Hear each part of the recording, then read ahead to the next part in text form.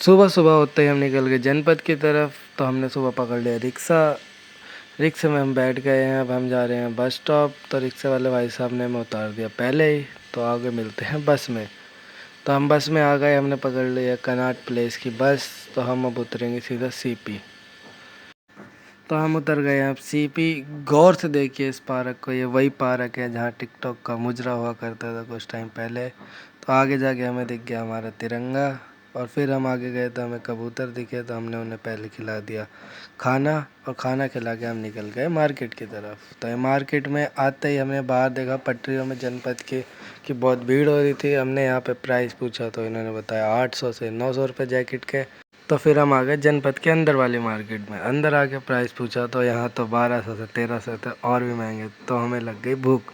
तो हम आ गए बाहर की तरफ शकरकंदी खाने। शकरकंदी तो ठीक है, लेकिन अगर भाइयों किसी को भी एक ग्रीन फ्रूट है जो इसका नाम पता हो तो ज़रूर कमेंट करके ज़रूर बताना, क्योंकि मेरे को आज तक इसका नाम नहीं पता चल पाया है क्या है।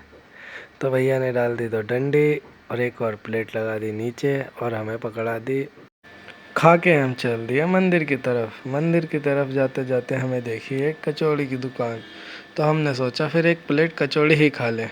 तो फिर हम लग गए लाइन में कचौड़ी लेने। इधर हो रही थी बहुत भीड़। और भाइयों ये है 1980 की दुकान।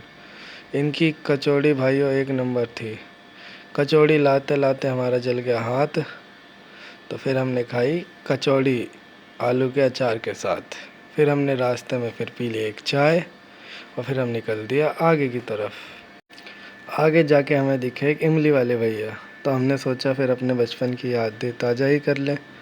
ये देखो भाई सारी A to Z बचपन की चीज़ें हैं जो हम बचपन में खाया करते थे।